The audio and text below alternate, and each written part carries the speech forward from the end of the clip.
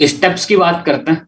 अब देखो, जब आप कॉटन की फसल लगाते हो शुरू में, कॉटन की फसल जब लगाते हो शुरू में, तो सबसे पहले जमीन तैयार की जाएगी, है ना। किसी भी फसल को लगाते हैं तो खेत तैयार करते हैं। तो जो स्टेप नंबर 1 है वो उसी समय के लिए है।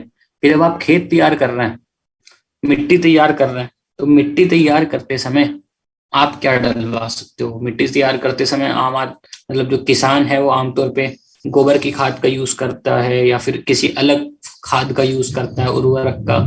लेकिन अगर आप वेस्टीज का कुछ डलवाना चाहें तो क्या डलवाएंगे? वेस्टीज का हम डलवाएंगे एग्री ह्यूमिक ग्रैनुअल, एग्री प्रोटेक्ट और एग्री एक्वाजेल। ये 3 चीजों को हम लोग प्रयोग करवा सकते हैं। ह्यूमिक ग्रैनुअल की मात्रा रहती है 5 किलो, प्रोटेक्ट की मात्रा रहती है 400 से 500 ग्राम, एक्वाजल की मात्रा रहती है 1 किलो। ठीक है। देखो, एक कुशवाहा जी कह रहे हैं कृषि जागृति मंडी की आवाज स्लो आ रही है, क्लियर आ रही है। तो सर अपना वॉल्यूम बढ़ाओ, हो सकता है आपके यहाँ पे वॉल्यूम कम हो रखा हो। वॉल्यूम तो नहीं कम हो रहा आपके मोबाइल का? एक बार वो चेक कर लीजिए। ह्यूमिक ग्रैन, क्योंकि मैं अच्छी मतलब काफी लाउड बोल रहा हूँ मैं। ह्यूमिक ग्रैनुअल 5 किलो, एग्री प्रोटेक्ट 400 से 500 ग्राम, एक्वाजल 1 किलो। ठीक। सो ये 3 चीजें हम लोग प्रयोग करवा सकते हैं। ग्रैनुअल क्यों प्रयोग करवाते हैं हम? ग्रैनुअल हम प्रयोग कराते हैं जिससे कि मिट्टी की उर्वरक क्षमता बढ़े, मिट्टी उपजाऊ बने, भुरभुरी बने, है ना, सॉफ्ट बने। प्रोटेक्ट का प्रयोग किया जाता है ताकि हमारी मिट्टी का उपचार किया जा सके, वहां पे फंगस की समस्याएं ना आए, तो फंगस से बचाने के लिए प्रोटेक्ट का यूज किया जाता है। देन एक्वाजल। देखो, मैंने कॉटन की फसल आज भी 65% ऐसे क्षेत्रों में हो रही है जहाँ पे सिर्फ बारिश के ऊपर ही निर्भर है फसल, है ना। बाकी 35% में सिंचाई की अच्छी व्यवस्था है। और कॉटन की फसल को ऐसा नहीं कि पानी नहीं चाहिए होता, पानी अच्छी मात्रा में चाहिए होता है कॉटन की फसल को, इसीलिए खरीफ के सीजन में। ठीक। सो कॉटन की फसल में अगर हम एक्वाजल शुरू से डलवा के रखें तो एक्वाजल पानी को होल्ड करके रखेगा, अब्जॉर्ब करके रखेगा, ताकि फसल को बराबर रूप से हर समय पानी अवेलेबल होता रहे जड़ों के लिए, और फसल की ग्रोथ अच्छी हो और हमारे यहाँ पे पानी और फर्टिलाइजर की आवश्यकता कम पड़े। तो ह्यूमिक ग्रैनुअल, एग्री प्रोटेक्ट और एग्री एक्वाजल, इन 3 चीजों का प्रयोग हम लोग शुरू में ही करवा सकते हैं। और गोबर की खाद के साथ मिला के भी करवा सकते हैं। हम इसको यूरिया डीएपी में मिला के भी करवा सकते हैं, एनपीके में मिला के भी करवा सकते हैं। इन 3 चीजों का प्रयोग हमें करवाना चाहिए। अगर कोई व्यक्ति कहता है कि, है ना, देखो ये कौन है, M के अग्रवाल, इन्होंने लिखा कि एक्वाजल का 1 डोज देने से कितना डे लास्टिंग करता है। एक बार डाला तो पूरी फसल के लिए काफी है। ठीक। आपको फिर दोबारा डालने की जरूरत नहीं है। सो अगर कोई व्यक्ति को, जैसे हमने 3 चीजें बताई, बट कोई व्यक्ति कहता है कि नहीं सर मैं 3 चीजें नहीं डाल पाऊंगा, इनमें से कुछ 1-2 ही सिलेक्ट करना हो, तो क्या कम से कम क्या, तो कम से कम ग्रैनुअल और 82, ये 2 चीजें जरूर कर लें। ठीक है। अगर आप एक्वाजल नहीं कर रहे, प्रोटेक्ट नहीं कर रहे, ठीक, तो कम से कम ग्रैनुअल 82 तो जरूर शुरू में जमीन में डला लें, ताकि आपकी मिट्टी की कम से कम उर्वरक क्षमता तो बढ़े। ठीक। तो ये हो गया फर्स्ट स्टेप। इसके बाद बात आती है सीड ट्रीटमेंट की। सीड ट्रीटमेंट की जब बात आती है तो देखो, अब आप आजकल किसान जो है काफी एडवांस हो चुके हैं, तो वो लोग देसी बीज भी लगाते हैं। काफी किसान हाइब्रिड बीज भी लगाते हैं, अच्छी अच्छी कंपनी के महंगे महंगे बीज लगाते हैं जो कि ऑलरेडी ट्रीटमेंट होके आते हैं। सो अगर आप के बीज का ऑलरेडी ट्रीटमेंट हो रखा है तो आप नहीं भी करेंगे चलेगा, जरूरी नहीं है। बट अगर आप नॉर्मल बीज लगा रहे हो जिसका ट्रीटमेंट नहीं हो रखा है, तो आप उसका ट्रीटमेंट जरूर कर लें, उपचार जरूर कर लें। उपचार करने के लिए आप एग्री ह्यूमिक और एग्री प्रोटेक्ट का प्रयोग करवा सकते हैं। एग्री ह्यूमिक जो है वो 5 ml प्रति किलो बीज के हिसाब से मिक्स किया जाता है बीज में। एग्री प्रोटेक्ट 10 ग्राम प्रति किलो के हिसाब से मिक्स किया जाता है। सो इन दोनों ही चीजों का हम लोग प्रयोग करवा सकते हैं ताकि बीज का अंकुरण अच्छा हो, उसका जमाव अच्छा हो, कल्ले ज्यादा फूटे, फिर जड़ों का विकास अच्छे से हो सके। प्रोटेक्ट से हम करवा रहे हैं ताकि हमारी बीज में, फसल में, जड़ों में फंगस की कोई समस्या ना लगे। सो इन दोनों चीजों से हम लोग बीज उपचार करा सकते हैं। बीज उपचार हो गया, मिट्टी तैयार होगी, आप बीज को खेत में लगा दोगे। उसके बाद जब फसल लगभग 30 दिन की हो जाती है, फसल लगभग 30 दिन की होगी, देखो यहाँ पे मैंने एक फोटो दिखाया हुआ है कि कॉटन की जो फसल होती है शुरू के लगभग 50 दिनों में जड़ों में ज्यादा ग्रोथ करती है, ऊपर कम ग्रोथ करती है। शुरुआत के 50 दिनों में उसका जो पूरा ग्रोथ होता है वो जड़ों का होता है, ठीक। जड़ ज्यादा ग्रोथ करती है उसकी। तो हमेशा ध्यान रखें, उन जड़ों को इतनी ग्रोथ करनी पड़ती है ताकि वो दूर दूर से पानी खींच के दे सकें फसल को, ठीक, न्यूट्रिएंट्स खींच के दे सकें। तो हमारी मिट्टी में शुरू में ही अगर ग्रैनुअल, प्रोटेक्ट, एक्वाजल पड़े होंगे तो डेफिनेटली आपको बहुत अच्छे रिजल्ट वहां पे मिलेंगे। और जब फसल 1 महीने की हो जाती है, ठीक, तो आप फिर ह्यूमिक गोल्ड 82 का स्प्रे करा सकते हो, क्योंकि ये आपकी फसल का ग्रोथ ठीक, एंड फसल को तनाव से भी बचा के रखेगा। कॉटन की फसल में तनाव आने के चांस भी काफी रहते हैं। कभी मौसम की वजह से आ गया, बारिश ज्यादा हो गई तो भी समस्या है, बारिश कम हुई तो भी समस्या है, ठीक। कभी कोई बीमारी लगने के चांस भी काफी ज्यादा है, कीड़े लगने के चांस भी बहुत ज्यादा है। तो गोल्ड एक ऐसा प्रोडक्ट है जो कि आपकी फसल को हर तरीके से तनाव मुक्त रखने का काम करेगा, ताकि वहां बीमारियां भी कम लगें, ताकि वहां कीड़े लगने के चांस भी कम हो, ठीक है।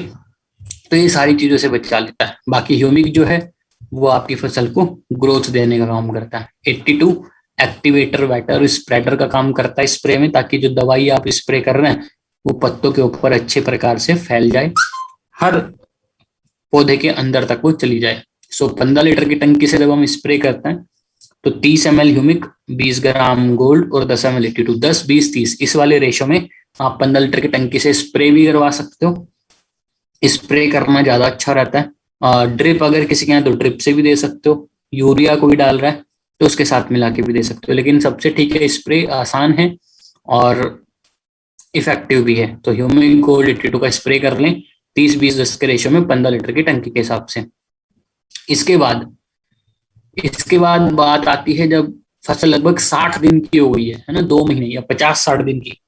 ऐसे समय में हम 3 चीजों का प्रयोग करवा सकते हैं स्प्रे के माध्यम से, जो कि है नैनोटेक, मॉस और 82। देखो इनका प्रयोग क्यों करवा रहे हैं, क्योंकि जब फसल 50-60 दिन की हो गई है तब हमें मालूम है कि अब कलियां बननी शुरू होने वाली हैं, फिर फूल आने वाले हैं, ठीक है। तो हम चाहते हैं कि फूल ज्यादा आए, कलियां ज्यादा आए, फूलों से फल अच्छे से बने और फूल झड़े नहीं। तो इन सारी चीजों के लिए हम मॉस और 82 के ऊपर फोकस करते हैं, ठीक है। नैनोटेक के ऊपर फोकस किया जाता है ताकि जो आगे जाके कॉटन बनेगी उसकी क्वालिटी अच्छी आए, ठीक। एक चीज का यहाँ पे ध्यान रखें कि अगर आपने पहले प्रोटेक्ट का प्रयोग नहीं किया था, ठीक है, शुरू में अगर आपने प्रोटेक्ट का प्रयोग नहीं किया था तो फिर स्टेप नंबर 4 में आप प्रोटेक्ट का प्रयोग करवा सकते हो, राइट। स्टेप नंबर 4 में भी आप प्रोटेक्ट का प्रयोग करा सकते हो नैनोटेक की जगह पे, अगर आपने पहले से नहीं किया हुआ है। ये चीज का ध्यान रखें।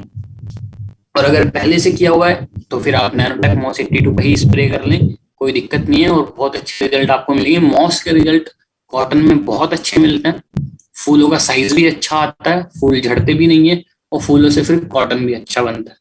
तो ये 4 स्टेप है मेन, तो ये 4 स्टेप मेन है। अब आप ये समझो, ये जो कॉटन की जो फ्लावरिंग की स्टेज है और फिर फ्लावरिंग आने के बाद कॉटन बनने की जो स्टेट है, जब वो रेशा बनता है सफेद रंग का, तो ये वाली जो अवस्था है ये लंबे समय तक चलती है, ठीक। आगे के कुछ महीने जो हैं वो यही वाली अवस्था चलती है। तो हम यही स्टेप नंबर 4 को रिपीट कर सकते हैं 20-20 दिन के अंतराल पे। हम नैनोटेक मॉस 82 को ही रिपीट कर सकते हैं। स्टेप नंबर 4 किया जब 2 महीने की फसल थी, फिर 20 से 25 दिन में इसका स्प्रे रिपीट किया, सेम रेशो में 15 लीटर की टंकी में 30, 20, 10 नैनोटेक मॉस 82, और फिर 20 दिन के बाद इसको रिपीट किया, ठीक है। देखो जैसे सुरेंद्र जी कह रहे हैं, सर इस टाइम नैनोटेक जरूरी है क्या? देखो आप कम से कम मॉस 82 कर लें, है ना, मॉस 82 कम से कम कर लें।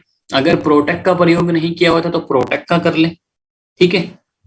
जरूरी नहीं कहूंगा मैं कि बहुत ज्यादा जरूरी है। अगर आपका बजट है, आप चाहते हो कि हमारे आगे जाके कॉटन की क्वालिटी भी अच्छी है, तो फिर आप नैनोटेक ऐड करो, बट कम से कम मॉस 82 तो जरूर करना चाहिए, उससे फ्लावरिंग के ऊपर बहुत अच्छा रिजल्ट आता है कॉटन में, ठीक है। तो ये 6 स्टेप हो गए, ये 6 स्टेप हो गए। 6 स्टेप इसलिए हैं इस फसल में क्योंकि फसल जो है वो लंबी है, लंबे समय तक चलती है, इसलिए 6 स्टेप हैं। अदरवाइज मेनली हम 5 स्टेप में ही खत्म करते हैं, ठीक। इसके बाद बात आती है इसके बाद बात आती है कि भाई इन 6 में से सबसे ऐसे कौन से जो हमें जरूर करने हैं। तो वो है 1, 3 और 4। 1, 3, 4, स्टेप नंबर 1, 3 एंड 4 ये हमें जरूर करने चाहिए। 1, 3, 4 का मतलब है शुरू में प्रोटेक्ट जल जरूर डलाना चाहिए। देन नंबर 3, जब फसल 30 दिन की हो जाती है तो ह्यूमिक गोल्ड 82 का स्प्रे जरूर करना चाहिए। और जब फसल लगभग 60 दिन की हो गई तब नैनोटेक मॉस 82 का जरूर करना चाहिए। तो ये 3 स्टेप बहुत जरूरी है, कम से कम ये 3 तो जरूर करें, राइट। अब बात आती है कि ऐसे लोगों की जिन लोगों ने अभी तक इसका यूज किया ही नहीं है, जैसे मान लो जैसे नितिन जी हैं, वो कह रहे हैं सर अभी 70 दिन का कॉटन हो गया, क्या स्प्रे करूं। तो 70 दिन का हो गया तो पहली चीज तो ये कि क्या आपने पहले कुछ डाला था कि नहीं, मतलब अभी तक आपने कुछ डाला है वेस्टीज का या अभी फर्स्ट टाइम करने वाले हो। तो जब कोई व्यक्ति फर्स्ट टाइम करने वाला है, अभी अगस्त का महीना चल रहा है, तो आप लोग क्या चेक करोगे, जैसे नितिन जी ने लिखा कि सर 70 दिन का फसल हो गया, तो 70 दिन के हिसाब से देखें तो हम स्टेप नंबर 4 को वहां पे करवा सकते हैं, राइट। तो हमें एक्चुअली में यही चेक करना है कि उनकी फसल कितने दिन की है या किस स्टेज पे है। अब जैसे नितिन जी ने कहा कि सर 70 दिन की होगी, तो 70 दिन के हिसाब से मैं स्टेप 1 कराने का सेंस नहीं है, स्टेप 2 करने का कोई मतलब नहीं है, 3 करने का मतलब नहीं है। ये तो स्टेप 4 वाली अवस्था जो चल रही है, इस वाले स्प्रे को हम वहां पे करा सकते हैं, नैनोटेक मॉस 82 का स्प्रे करा सकते हैं। हालांकि मैंने शुरू में एक चीज बोली थी कि अगर आपने पहले से प्रोटेक्ट का स्प्रे नहीं किया हुआ है तो फिर आप स्टेप 4 में क्या करोगे, नैनोटेक की जगह प्रोटेक्ट का इस्तेमाल करोगे। इसीलिए अब अगर नितिन जी को आंसर करना हो कि नितिन जी को क्या डलवाना है इस समय पे, तो नितिन जी के लिए सबसे सही आंसर होगा कि आप प्रोटेक्ट, मॉस और 82 का स्प्रे करें। प्रोटेक्ट की मात्रा रखें 40 ग्राम, मॉस की रखें 20 ml, 82 की रखें 10 ml 15 लीटर की टंकी में। ये तीनों चीजें, ठीक है। सो ये सारी चीजें हैं, राइट। इस हिसाब से आप बताओगे, अगर कोई फर्स्ट टाइम कर रहा है उसको आप पूछोगे फसल कितने दिन की है और उस हिसाब से स्टेप सेलेक्ट कर लो और आगे के स्टेप फॉलो कर लो। अब जैसे ये चौथे नंबर से स्टार्ट कर रहे हैं तो 4, 5, 6 इन तीनों को करा सकते हैं।